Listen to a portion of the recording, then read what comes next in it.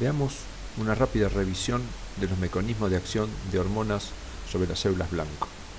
Cuando una hormona llega a la célula blanco, desencadena un mecanismo conocido como transducción de señales.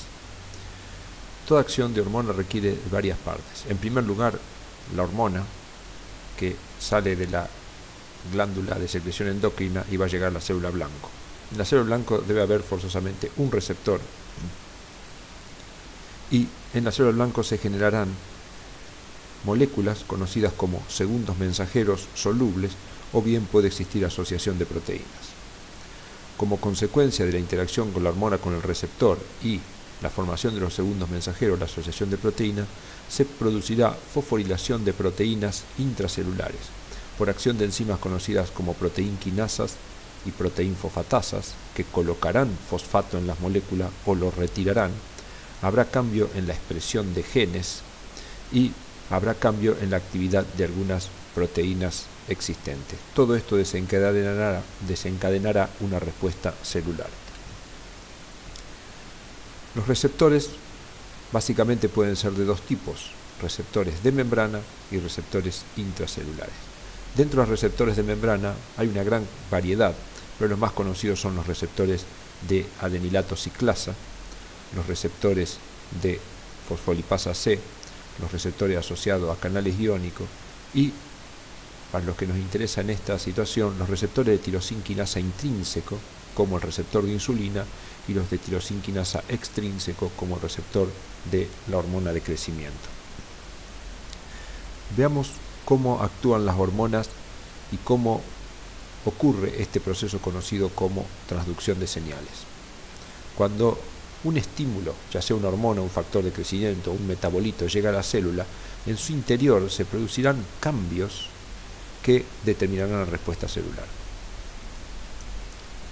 En mayor detalle, podemos ver que la transducción de señales ocurre de la siguiente manera. Cuando llega el estímulo, puede actuar sobre receptores que se encuentran en la membrana y esto va a desencadenar la respuesta celular. Este proceso por el cual actúan en general los receptores de membrana se conocen como procesos no genómicos, son rápidos y tardan segundos o minutos en inducir la respuesta. Esto es una regla general. Existen casos en que hormonas actuando sobre receptores de membrana desencadenan otro tipo de procesos que no son de este tipo. Por otra parte, cuando una hormona interactúa con un receptor intracelular, en primer lugar, discrepa en la estructura química con respecto a lo que actuó sobre el receptor de membrana. En general, las hormonas hidrofílicas actúan por este mecanismo y las hidrofóbicas por este. Cuando la hormona interactúa con el receptor intracelular, produce cambios a nivel del núcleo que son los que desencadenan la respuesta celular. A este proceso se lo denomina procesos genómicos, son procesos lentos y tardan minutos u horas en producir la respuesta celular. El cambio producido puede producirse por modificaciones a nivel de la membrana plasmática, son los efectos, como dijimos, no genómicos, o a nivel nuclear son los efectos genómicos.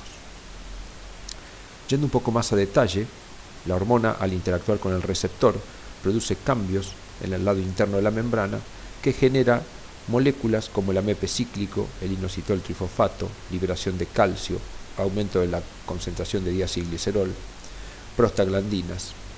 Estas moléculas, conocidas en general como segundos mensajeros, pueden activar o inhibir enzimas conocidas como proteinquinasas que son encargadas de colocar fosfato a proteínas que se encuentran dentro de la célula, fosforilándolas. Estas proteínas fosforiladas son las que desencadenan la respuesta celular.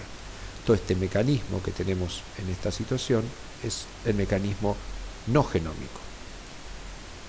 Si la hormona fuera hidrofóbica e ingresara a la célula e interactuara con el receptor intracelular, al asociarse produce cambios conformacionales que permiten que el receptor se trasloque al núcleo e interactúe con el ADN. Al interactuar con el ADN producirá represión o desrepresión de genes, modificando la cantidad de RNA mensajero proveniente de un gen en particular. Estos RNA mensajeros participarán del proceso de traducción, aumentando o disminuyendo la síntesis de proteínas y son los encargados de la respuesta celular. El cambio a nivel de la membrana plasmática involucra segundos mensajeros como el AMP cíclico, inositol trifosfato, calcio, diacilglicerol y prostaglandinas, que producen activación de proteinquinasa que fosforilan proteínas existentes. El efecto genómico, por su parte, involucra síntesis de ARN y de nuevas proteínas. Ambos generan una respuesta celular por cambio de la actividad de las proteínas.